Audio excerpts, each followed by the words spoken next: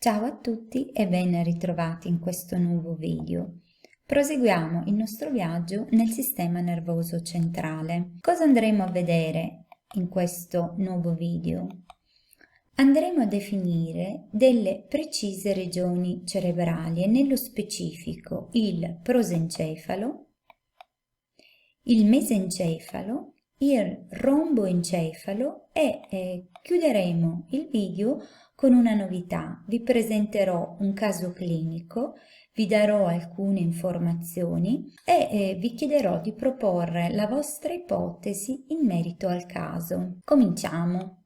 Con il progressivo aumentare della complessità delle funzioni cognitive e delle funzioni di integrazione e controllo, nel regno animale si è affermata una progressiva centralizzazione dell'elaborazione dell'informazione in un'unica struttura, l'encefalo. In altri organismi meno complessi si osservano reti neuronali molto semplici e poco strutturate o addirittura un insieme di nervi e gangli, ma col progredire dell'evoluzione e della complessità degli invertebrati questi meccanismi vanno centralizzandosi a livello di encefalo, quindi nasce una necessità diversa. Questa struttura è particolarmente sviluppata nei vertebrati ed è uno dei primi organi che comincia a formarsi durante lo sviluppo embrionale. Sappiamo l'importanza del sistema nervoso, per cui già a 3 settimane di vita l'embrione comincia a dare origine a delle vescicole, inizialmente di pari dimensioni, chiamate appunto prosencefalo, mesencefalo e romboencefalo, che nel corso dello sviluppo intrauterino dell'embrione vanno evolvendo, quindi crescendo sempre più, ma vediamo che a 11 settimane la crescita della porzione legata al prosencefalo è molto più rapida delle altre regioni. Nell'adulto questa struttura ricopre quasi completamente le altre regioni. Queste 3 strutture, prosencefalo, mesencefalo e romboencefalo, sono a loro volta suddivise in altre strutture ancora. Andiamo a orientarci con una mappa. Abbiamo visto nel corso dei precedenti video che il sistema nervoso centrale è formato dal midollo spinale e l'encefalo.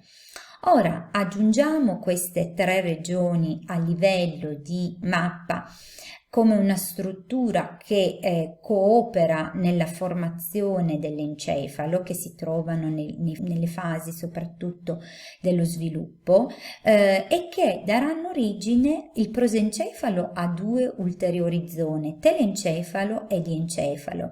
Il telencefalo altro non è che il cervello, che sappiamo essere formato dagli emisferi cerebrali. Cervello e diencefalo sono stati abbondantemente trattati in precedenti video. Il romboencefalo invece dà origine a 3 strutture, ponte, midollo allungato e cervelletto, che andremo ad analizzare in questo video.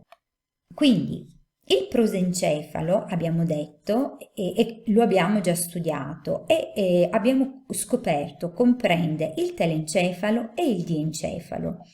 Queste 2 regioni sono state quindi trattate in precedenti video e a cui eventualmente ci fossero dei dubbi vi rimando. E sostanzialmente il telencefalo è formato dal cervello, che è suddiviso in 2 emisferi cerebrali, si vede meglio in questa visione del capo, in 2 emisferi cerebrali collegati tra loro dal corpo calloso, una massa molto compatta di fibre nervose. Nella nostra specie il cervello è talmente sviluppato che nel linguaggio comune viene utilizzato come sinonimo di encefalo. Il diencefalo è invece, se ricordate, è stato localizzato in questa zona più interna della scatola cranica e è un'importante regione di transito della maggior parte degli impulsi diretti al cervello oppure che provengono dagli emisferi cerebrali e sono diretti in senso opposto verso i distretti periferici del corpo.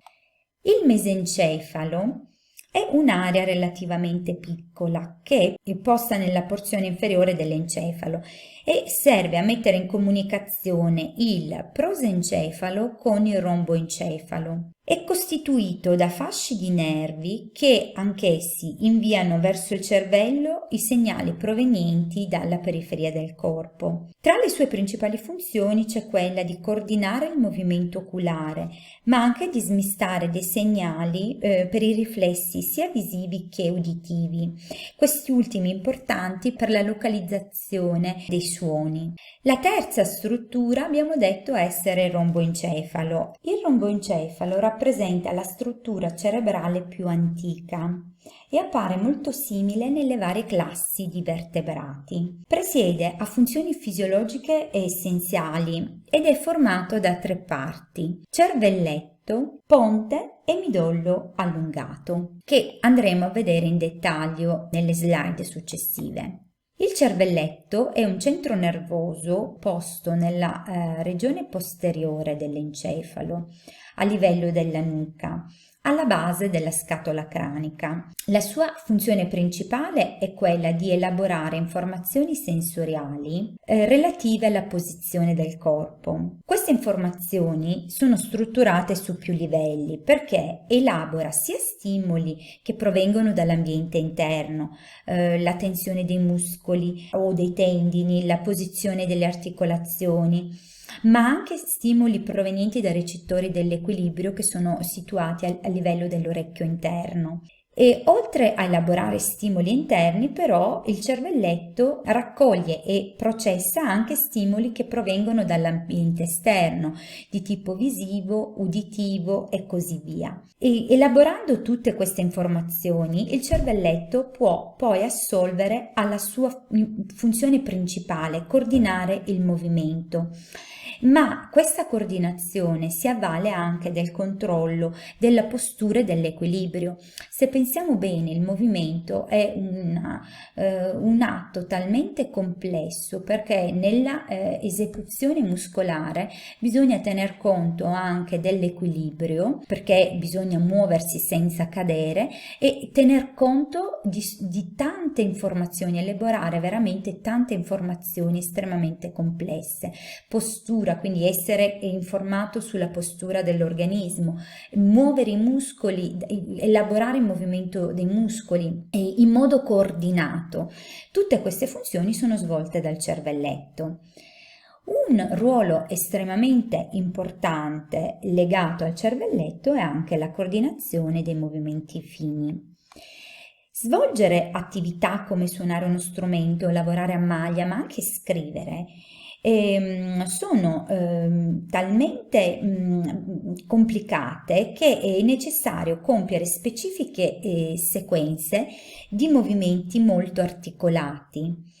Una volta presi però questi movimenti vengono eseguiti in modo completamente automatico, a prescindere dalla volontà, e questo grazie al cervelletto. Il midollo allungato, detto anche bulbo, è la zona di transizione tra il midollo spinale, che si trova in questa posizione, e l'encefalo. Contiene dei tratti detti corticospinali, cortico da corteccia, spinali da midollo spinale. Sono dei gruppi di lunghi assoni che sono rivestiti da mielina e che trasportano informazioni tra il cervello e il midollo spinale. Questi tratti, detti anche fasci, possono essere di due tipi. I tratti ascendenti trasportano principalmente le informazioni di tipo sensoriale dal midollo spinale al cervello. I tratti discendenti eseguono un trasporto opposto, cioè trasportano principalmente i segnali efferenti dal cervello al midollo spinale. I tratti del sistema nervoso centrale equivalgono ai nervi che vedremo nel sistema nervoso periferico. Molti dei tratti corticospinali attraversano la linea mediana. Qui attraversano la linea mediana del midollo allungato e si portano nel lato opposto del corpo, dove continueranno il loro percorso verso le altre regioni dell'encefalo. Quindi vedete che varie, immaginate, questo vuole essere una rappresentazione schematica, vari tratti discendenti partono dalla corteccia, si raggruppano tra loro, scendono in questa via. A livello del midollo spinale avviene un cambio di posizione. Questo fenomeno viene chiamato decussazione delle fibre. Di questo fenomeno ne avevamo parlato anche nel video in cui avevamo introdotto gli emisferi cerebrali. Nel corso di quel video avevamo capito da quale parte del cervello viene gestito l'utilizzo della mano principale per ciascuno di noi. Il midollo allungato contiene anche dei centri di controllo importantissimi di funzioni volontarie, tipo il controllo della pressione arteriosa, della respirazione, della deglutizione e del vomito. Il ponte è l'ultima struttura che vediamo in questo excursus, è una struttura che protrude sul lato ventrale del tronco encefalico, posizionato sotto al mesencefalo. È composto da fasci di fibre che connettono varie porzioni dell'encefalo. La sua funzione principale è di agire come stazione di smistamento o transito delle informazioni scambiate tra cervello e cervelletto.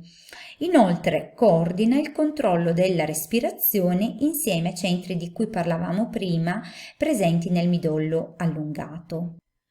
L'insieme del mesencefalo, del midollo allungato e del ponte costituiscono una struttura detta tronco encefalico, la parte dell'encefalo che si estende verso il midollo spinale. Il tronco encefalico contiene fasci di nervi ascendenti e discendenti, di cui parlavamo prima, di neuroni motori e neuroni sensoriali. I neuroni motori vanno dall'encefalo verso la periferia del corpo, mentre i neuroni sensoriali hanno il percorso opposto, poiché provengono dalle diverse parti del corpo e si dirigono verso l'encefalo. Dal momento che le strutture del tronco encefalico non sono coinvolte nelle facoltà cognitive superiori, una lesione in questa regione dell'encefalo può portare alla paralisi, ma non compromettere la consapevolezza e il pensiero. Riassumendo, nell'encefalo sono presenti varie regioni distinte: cervello, diencefalo, cervelletto, tronco encefalico. Ciascuna controlla attività distinte dell'organismo. Sicuramente il cervello è la porzione più sviluppata ed è associato alla maggior parte delle funzioni cognitive superiori. Come preannunciato all'inizio della presentazione, vi presenterò ora un caso clinico e chiederò a ciascuno di voi di cimentarsi nel provare a dare la risposta. Una mattina Dorothy avverte una sensazione di vertigini e perde conoscenza.